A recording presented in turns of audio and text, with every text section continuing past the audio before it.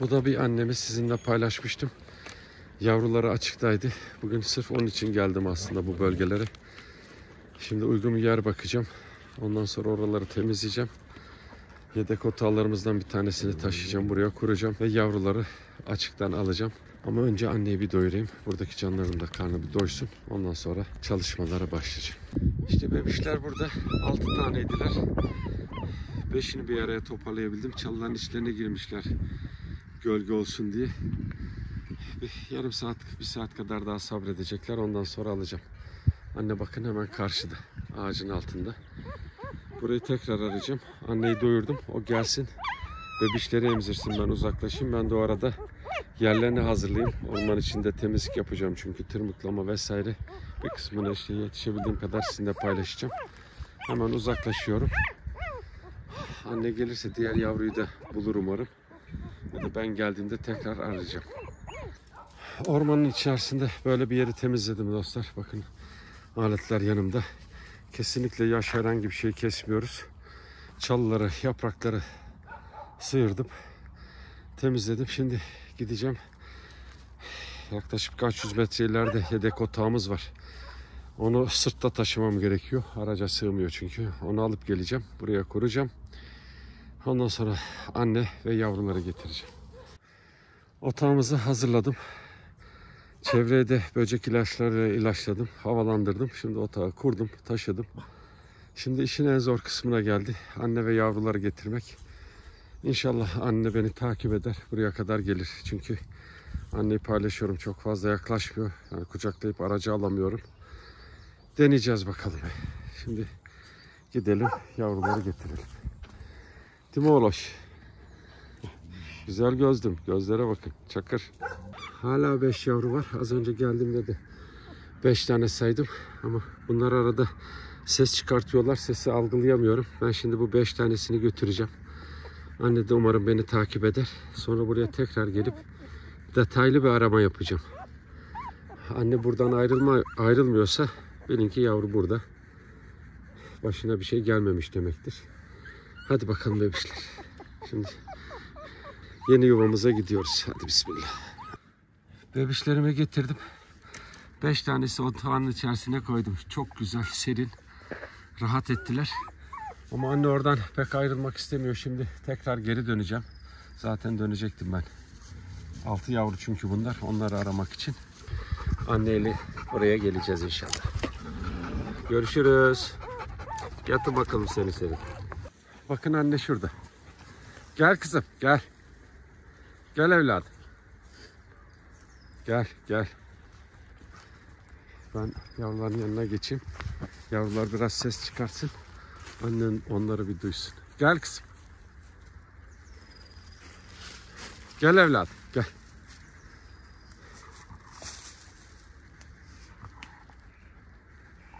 Anne geldi dostlar.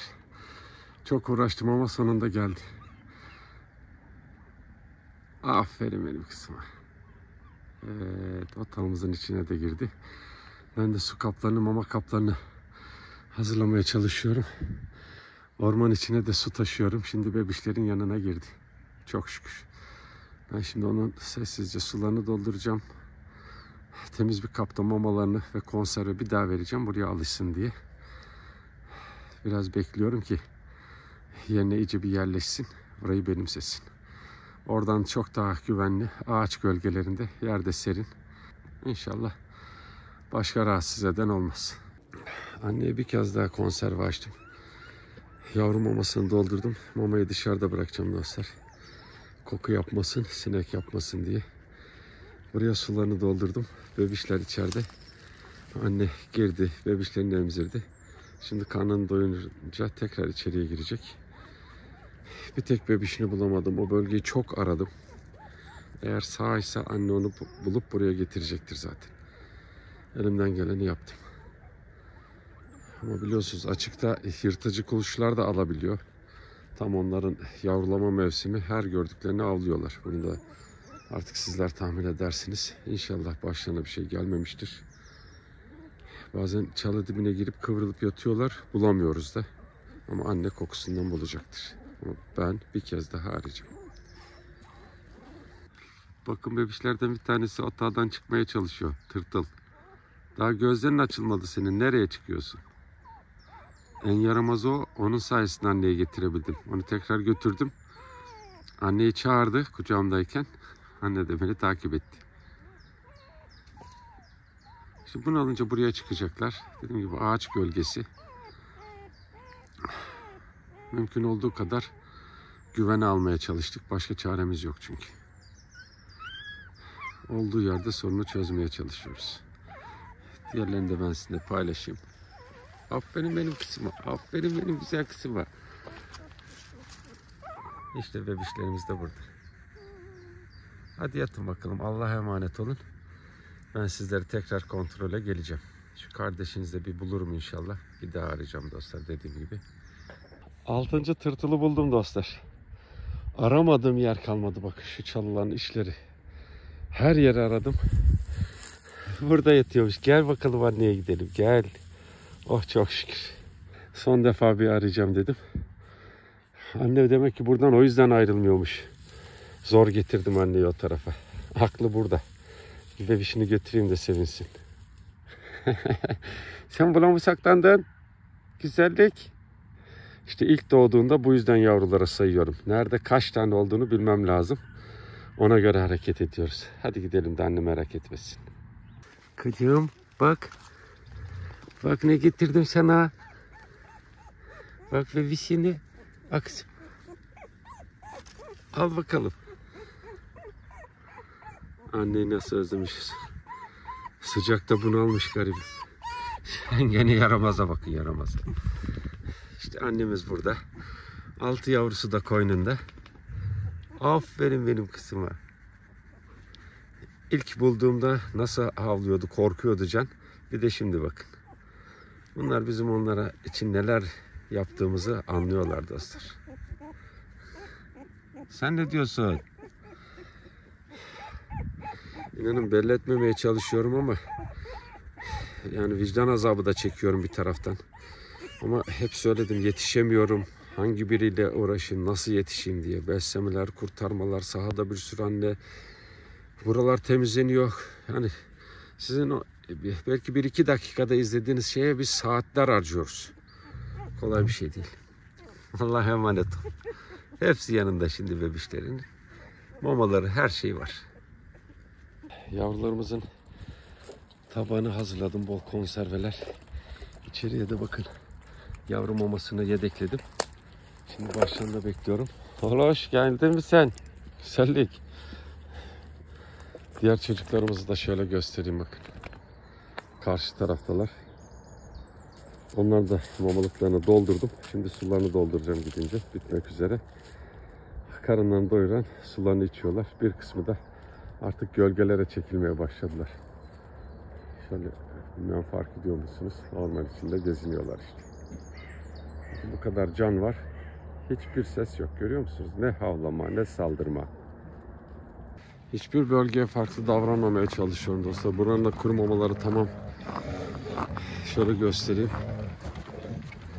Üzerlerine her 2 bölmeye 2'şer 3'er tane de konserve açtım. Bol miktarda. Sadece kuru mama yemesinler diye. Bizim sakallı kızım tayfası da burada. Onlar da gelip yiyecekler. Hadi gelin. Hepinize afiyet olsun. Karnını doyuran çekiliyor. Mamalıkları doldurdum. Üzerlerine de 2'şer tane her mamalığa konserve açtım. Daha fazlasını açamıyorum bir an önce yesinler diye. Diğer taraftan da çocuklarımız geldiler. Hepsi karınlarını doyuruyorlar. Boşları sonradan alacağım ben. Diğer tarafında konservelerini verdim. Kuru mama, konserve. Önce bir kuru mama verdim. Yediler, onları biraz kandırdım daha doğrusu. Ondan sonra bir anda konserveleri açınca ben de rahat ettim, onlar da. Yoksa peşime yığıldıkları zaman baş edemiyorum. Ufakta bir tane açtım, karnını doyuruyor. Kardeşi de buralardaydı. Onu da bulunca doyuracağım ben. Koşturup geziyor yaramaz. Diğerleri de çok susamışlar, inanılmaz sıcak. Allah'tan musluluklarımız var da susuz kalmıyorlar. Hadi doyur karnını bakalım. Annemizle Peynirin de mamalarını verdik. Onun adını peynir, şekeri. Hangisi denk gelirse onu söylüyorum. Kartopu çocuk. Konservelerin üzerine açtım. Suları bitmiş. Şimdi su taşımaya başlayacağım. Çiçeklerin içerisinde bilmem fark edebiliyor musunuz? Başka bir çiçek var bakın orada. Kızım. Başka çocuklar yanıma geliyor da anne onlara kızıyor. Sularını doldurdum. Bebiş çok susamış. Tamam kızım gelmez. Afiyet olsun. Serin serin suyunu da içti. Bu bebişimiz de biraz daha üst noktalarda besliyordum. Buraya kadar gelmiş. Annesi burada. Artık yavaş yavaş yaşam alanına doğru geliyorlar. Değil mi güzel kızım? Burada karnını doyuruyorum. Bol konserve açtım. 3 tane. Yediler. Gel kızım. Gel. Bebiş doysun. Anne de yiyecek. Güzel kızım. Aferin benim güzel kızım. Buradan itibaren ortamın nasıl sakin olduğunu sizinle paylaşayım dostlar. Burada çok az can görüyorsunuz. Hepsi karnını doyurup gölgelere çekildi şimdi. Ağaç altlarında kimi kulübelerin içerisinde dinlenecekler. Ortam gayet güzel. Şöyle göstereyim. Sulukları temizledim. Hepsi pırıl pırıl sularla dolu. Kimi mamalıkların yanında yatıyor. Kimi burada. Bakın her yere mamalar, sular doldurdum. Hiçbiri aç değil. Aç olsalar zaten mamalıklarda pideleri, mamaları hepsi var. Sizinle hızlıca paylaşıp yoluma devam edeceğim. Bakın gölgelerde dinleniyorlar. Siz de burada mısınız? Burayı mı bekliyorsunuz? Aferin size. Mamalar. Yatıyor musunuz? Yatın bakalım. Bakın pideler. Yine kuru mamalar. Doldurdum. Bebişler de karınlarını doyurdular. Onlar kulübenin altında yavru maması da var. Şöyle ben bir görüneyim onlar. Ne yapıyorsunuz siz? İyi miyiz? Hı? Güzel miyiz? Doyduk mu? Bebişler de beni ısırdı, parçaladı, mahvetti, yedi. Allah'a emanet olun. Buradaki yavrularımıza 2 grup halinde tavalarını hazırladım. Bir grup burada yiyor. Gel bakayım gel. Sen yedin mi? Böyle işte etraftan kemikler toparlamış. Bakın. Büyüdüler de kavga ediyorlar. Vavaf yok. Ben size gene açarım. Şu yaprakları bir alayım, ortalığı kirletiyorsunuz. Diğer 2 yetimimiz de orada. Onlar da tavalarını ve konservelerini hazırladım. Otallarda kuru mamaları var. Suları bitmek üzere. Şimdi sularını tamamlayacağım. Burada da yuvamızın içerisini göstereyim ben size. İşte yavru mamalar da tamam. Siz yiyin. Ben de şu diğer işleri bir halledeyim. Bebişlerim ablalarıyla beraber büyüklerin olduğu yere geldi. Bakın sürüsü burada. Artık büyüdüler. Geçen de sizinle paylaştım. Ben yuvalarına götürüyorum ama artık orada pek durmak istemiyorlar. Çıkıyorlar. Sürüyle geziyorlar. İşte açık alanlar, tarlalarda yatıyorlar. Ben onların mamalarını hazırladım. Şimdi konservelerini yesinler. Akşam pideler toparladım biraz. Üzerine de pideler koyacağım. Onları yiyecekler. Aferin benim güzel kızıma. Sen ne güzel ablasın ya. Ne güzel cansın. Bakın o da hep bahsediyorum bir kurt annemiz. 2 tane yavrusu var. Defalarca buralardan taşıdık korktukça. Şimdi ileride çalıların içerisine taşımış. Yanındaki de daha önce onunla birlikte atılan tavalarını yemekler, konservelerle doldurdum. Şimdi karınlarını doyuruyorlar. Ondan sonra da yavruların yanına geçecekler. Bakın dostlar ben oraya kuru mamalar ve konserveler yedekledim. Bu büyük çocuğu seviyorum yanımda ki yaklaşmasın. Şu grili siyah olan da doğum yapmış. Şimdi orman içerisinden çıkıp geldi. Mama paketini doldurdum. Ona ileride de mama yedekleyeceğim. O yeri biliyor. Oraya gelsin, oradan karnını doyursun. Şimdi büyük çocuklar geçti bir tarafa çünkü. Burası dolu. Az önce paylaştım. O siyah anneydi. Orada doyurdum. Afiyet olsun. Küçük annemizin yanındayım. Konservelerini, mamalarını hazırladım. 2 yavrusu yiyor. Diğerleri yiyip gölgelere çekildiler bakın. Yaramazlar. Yavrularımızın hepsi sağlıklı çok şükür. Buradalar. Ben kuru mamalarını bak karşı tarafa yedekledim. Şimdi su kaplarını yıkayacağım. Sularını dolduracağım. İçeride de kuru mamaları var. Bunlar daha çok küçük olduğu için fazla bir konserve yiyemiyorlar. Bakın anne konserveyi bitiremedi bile. Ben bol miktarda su açtım. Oynayıp koşturup yoruluyorlar. Gelip buradan sularını içiyorlar. Çocuklarımıza her zamanki yerlerine kuru mamalarını verdim. Bugün bir hayli acıkmışlar. Üzerlerine de bolca konserveler açtım. Önce konserveyi yediler. Şimdi kuru mama yemeye devam ediyorlar. Bitirirlerse ilavelerini yapacağım. Dönüşte bu bölgeleri tekrar kontrol ediyorum ben. Hiçbirini aç bırakmıyorum, merak etmeyin. Afiyet olsun. Bu bebişimizin annesini yine göremiyorum dostlar. Maalesef. Şimdi burada doğum yaptı hemen 5 yavru. Sonra birer ikişer aldılar. Bu kaldı. 2-5 senedir anneyi göremiyorum. Ama yavruyu almayacağım. Alsak da koyacak yerimiz yok. Burada hayata tutunuyor. Bakmaya devam ediyoruz. Burada. Ben şimdi araca gidip tekrar su getireceğim. Suyunu da tamamlayacağım. Umut etmekten vazgeçmemeye çalışıyorum. Belki anne hani gezmeye gitmiştir vesairedir diye. İnşallah buralardadır. Mamasını yiyen benimle beraber suları taşımaya geldiler. Mamalığımız alt tarafta, farkındaysanız. Orada mamaları var. Karınlarını doyurdum çok şükür. Hiçbir aç değil. Bir kısmını da göremiyorum. Sanırım sıcaktan gölgelere çekilmiş olabilirler. Suları burada. Birçok noktaya böyle sular yedekliyorum dostlar. Sizlere örnek olarak paylaşıyorum. Yoksa akşama kadar su mama paylaşmam gerekiyor. Görüşürüz çocuklar. Bebişlerimin konservelerine, kuru mamalarını verdim. Suları orada. Daha su kapları var. Onları da dolduracağım. Annemiz de burada. Gel kızım sen de. Baştan da bekliyorum. Güzelce bir karınlarını doyursunlar. Ondan sonra yetişkinlerin mamalarını vereceğim. Çünkü yetişkinler etrafımı sardı. Beni bekliyorlar şimdi. Hadi siz yiyin bakalım. Tamam. Bebişlerin sularını tazeledim. Her şeyi doldurdum. Yavru mamaları burada. Ben şimdi yavru mamasını alıp bu yuvaların arka tarafına doğru koyacağım. Doydu mu bebişler? Hemen yan tarafımı göstereyim. Orada betonu güzelce süpürdüm. Üzerine mamalar koydum. Bir grup buradan yiyor. Aceleyle hareket edeceğim. Bakın aşağıda canlar beni bekliyor. Hepsi buraya sıkışmasın diye o bölgelere de mamalar koyacağım. Kısaca şunu da söyleyeyim. Şehirleri topladınız. Kırsaldaki bu kadar canlı olacak. Zehirleyip öldürecek misiniz? Bunun da birileri cevabını vermesi lazım. O yüzden diyorum ki doğal yaşam alanlarına öncelik verelim. Bu canlıları da o bölgelere çekelim. Kısırlaştırılıp orada yaşasınlar. Hepsinin kapalı alanlara konması imkansız diye söylüyoruz. Grubun bir kısmı bu tarafa geldi. Burayı hemen göstereyim sizinle, bakın. Bol miktarda mamalarını doldurdum. Şimdi iç kısma geçiyorum. O bölgelere de yedekleme yapacağım. Daha gelen canlar var. Orman içerisinden de çıkıp gelecekler. Onlar da buradan karınlarını doyuracaklar. Size afiyet olsun. Ben de diğer işlerimi halledeyim. Buraya da mamalarını yedekledim. Bir kısmı buradan yemeye devam ediyor. Etrafında işte canları görüyorsunuz. Kimi suların içerisinde. Burası zilli, daha önce bir video önce size anlattım. Tekrar anlatmama gerek yok. Biz temizliyoruz. Millet getirip pisliğini atıyor.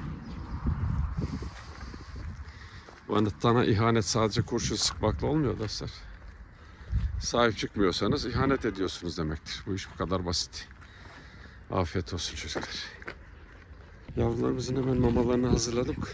Bu 5'i yanıma geliyor. Bir tanesi çalının arkasına kaçtı. Bakın burada bir yerde. Altısını da sağ salim büyütüyoruz çok şükür. Kuru mamalar, konserveler hazır. Hemen karşıya çalının içerisine de kuru mamaları hazırladım. Konserve kutularını elimden hemen attım. Bak, onları doyurabilmek için. Şimdi çöplerimi toparlayacağım. Üst tarafta bunların yerleri var. Oraya da kuru mama yedekleyeceğim. Kusura bakmayın dostlar, nefes nefese kalıyorum bazen. Ama devamlı koşturmak zorundayım. Bu yüzden de nefesi toparlamak zor oluyor. Afiyet olsun çocuklar. Görüşmek üzere. Çocuklarımızın yemeklerini verdik. Yavruları görüyorum dostlar. Ağaç gölgelerine çekmiş anneleri. Geçen gün buradaydılar hava serin olunca. Ama güneş tepede olduğunda canlar ne yapsınlar? Gölgelik bulduğu yerlere götürüyorlar yavruları. Biz onların yemeklerini verdik. Sonra şimdi kuru mamalarını yedekliyor. Yavruları da bulundukları yerde tavada yemek bırakacağız. Bir tane yavrumuz burada. Hadi koş bakalım. Biz de gölgeye koyduk. Daha ağaç altlarına sürmüyoruz içine toz vesaire dökülmesin diye. Hadi ya bakalım. İçeride başka yavrular da varsa onlar da gelip buradan yiyebilirler. Hava çok sıcak olunca çocuklar gölgedeki yemeklere geldiler. Burada tavayı doldurduk. Bir tanesi de kuru mamadan yiyor. İstediğinizden yiyebilirsiniz. Hepsi sizin. Biz diğer tarafa açık alana da yemekler bıraktık. Fazla güneş olunca onlar da gölgedekine geldiler. Bakın burada da yemekleri bol miktarda var. Bu da bir annemiz. Kızım hadi ye bakalım. Kuru mamalarını hepsini yedekledik. Afiyet olsun. Çocuklarımızın tavasını yemekle doldurduk. Bakın tamamen yemek dolu. Onlar yerken biz burada yavrulara hizmet etmeye çalışıyoruz. Sonra şimdi sularını dolduruyor. Yemeklerini ayarladık. Kuru mamaları gelecek. Bir taraftan da bunları kontrol ediyoruz. Karnını doyuran gölgeleri çekiliyor. Sen doydun mu? Güzellik. Size afiyet olsun. Biz diğer işlerimizi halledelim. Annemiz yavruları daha derinlere taşımış, gölgeliklere. Bir önceki yeri burasıydı bakın. İlk doğum yaptığı yer. Sıcaklar basınca tabii güneş altında yavrularını tutmuyor. Biz en uygun yerlere sularını, yemeklerini hepsini koyduk. Şimdi araçtan kuru mama da gelecek. Yavrular arka tarafta. Onlar da buradan yiyebilirler. Bol miktarda da su bırakıyoruz. Anne de geldi, karnını doyuruyor. Kuru mamalarını da koyacağız. Allah'a emanet olun. Gölgede miydin sen? Gel gel. Kızım hadi koş bakalım Soner'in yanına. Soner şimdi kuru mamaları yedekleyecek. Ben de buraya bolca mama koyacağım. Yemek. Karından doyursunlar. Diğer ekip de geliyor zaten. Hadi gelin bakayım. Yemekler tamam. Yine Rodimiz her zamanki gibi iştahla yemeğini yiyor. Otağlarımıza kuru mamalarını da Soner halletti çok şükür. Buraya bol miktarda yemek bıraktık. Diğer ekip arkadaşları da bizden sonra gelip yiyecekler. Gel gel. Gel güzelim. Teker teker geliyorlar şimdi. Afiyet olsun. Görüşmek üzere. Çocuklarımızın yemeklerini doldurduk. 2 tavamız da dolu. Hava çok sıcak olunca hep anlatıyorum. Gölgeliklere çekilmişler. Kimi suyunu içiyor. Burası dolu. Karşıdaki tavamızı da doldurduk. Aç kalmamışlar çok şükür. Çünkü paylaşıyorum. Karından doyuruyorlar. Sonra biz tavaları yemeklerle dolduruyoruz. Burada kulübelerimizin içlerine de kuru mamalarını yedekliyoruz. Bir gün sonra tekrar buradayız. Aç kalma şansları yok. Hele yazın hiç yok. Kışın tabii ki bahsettim.